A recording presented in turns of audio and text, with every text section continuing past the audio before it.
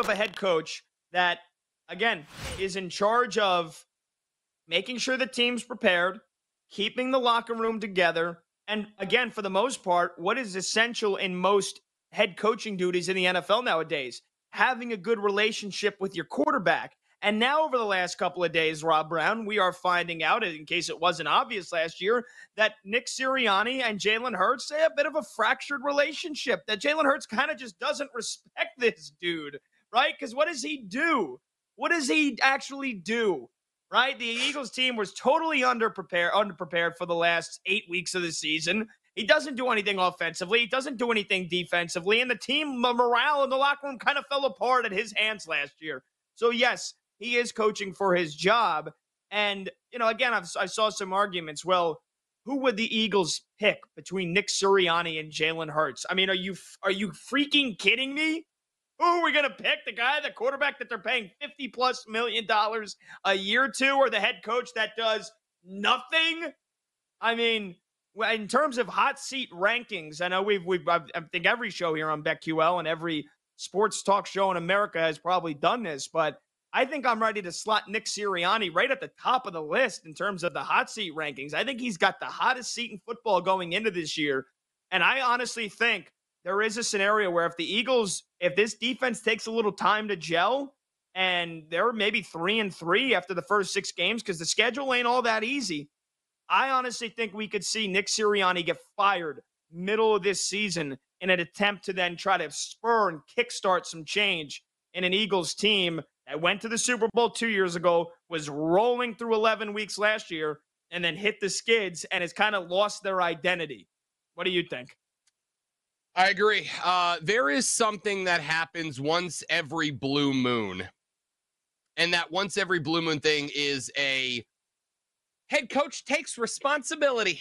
All right. It's a tough thing to do, to take responsibility. It's important. My old man taught me that growing up. When you screw up, you make it right and you move on. The problem is, when you're in an ultra uber competitive world, as Pep Boyle, you and I we're in sports broadcasting. How many of your fellow friends would love to do what we do for a living? Freaking all of them, right? Like, everybody wants to do this. So when you screw up in this industry, for a lot of people, it's very hard to take responsibility, because you're giving someone else an excuse to go, okay, you screwed up, you're out. Next guy's coming up and we can pay him less. That's just kind of how the game gets played, if we're all being honest with each other. NFL coaches, kind of the same situation, right? For a guy to step up in front of his team and go, yo, that's my bad. That's all on me. I screwed up here. Do I appreciate it? Yes, I do.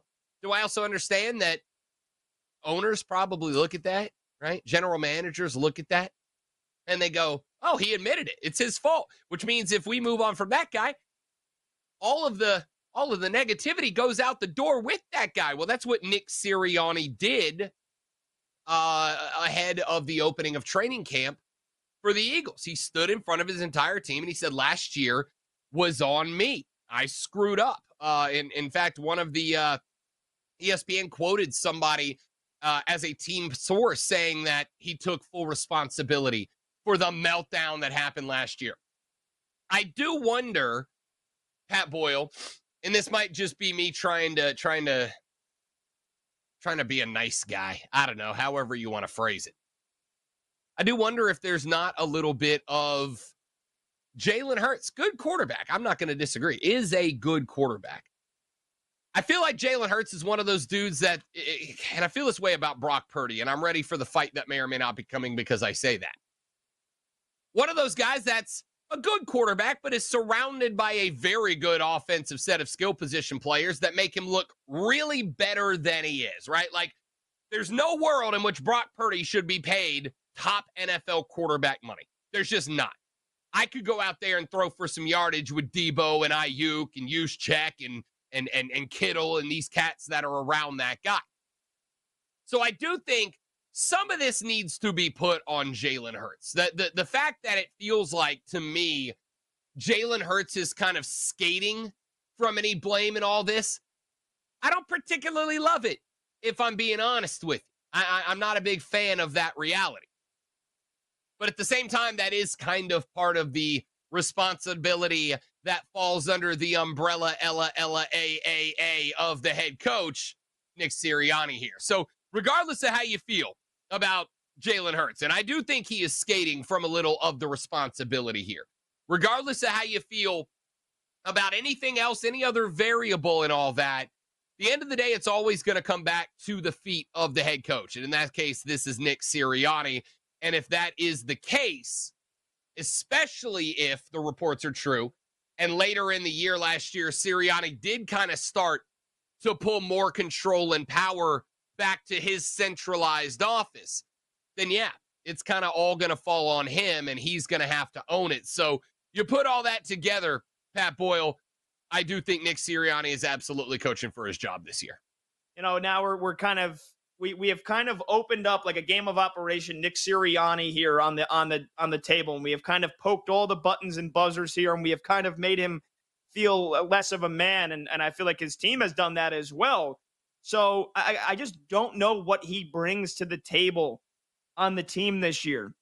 Sure, clock management, knowing when to use your timeouts, challenges, those are all things that, you would think most NFL head coaches know how to do well, and it shows up when they don't know how to do them well. I mean, Nate Hackett, like the best example ever, not knowing how to get in field goal position, not knowing what, the simple, like when we're playing Madden as 13-year-olds, like we know how to do, and Nate Hackett didn't know how to do it. So I would say that Nick Sirianni, for the most part, knows how to do those things. But again, how low is the bar for this guy this year?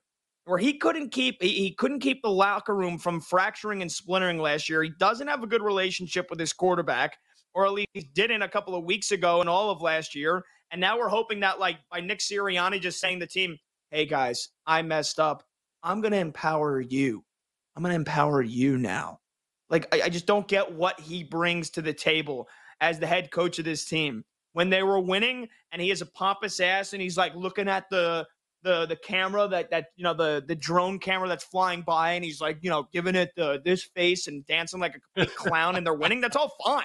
But when they're losing, he just looks like an idiot and he looks lost. And again, by all intents and purposes, we have kind of now been delivered that information, whether you trust the reporting or not, which I do. So he's coaching for his job, but what can he really do other than hope that Vic Fangio, comes up with a great scheme every week and that his blitz packages work? What can he do other than hoping that Kellen Moore and his play calling is going to work? What more can he do other than that, hoping that Jalen Hurts performs like an MVP that he was performing like in the beginning of last year and not the final 7 weeks? And without Jason Kelce, we'll see if the tush push is still as magical and unbeatable as it was last year. And hope that A.J. Brown doesn't get mad and freak out on the sideline, and hope that Devontae Smith stays healthy, and hope that the secondary actually knows how to tackle and cover people. I don't understand. I just don't get what Nick Sirianni does.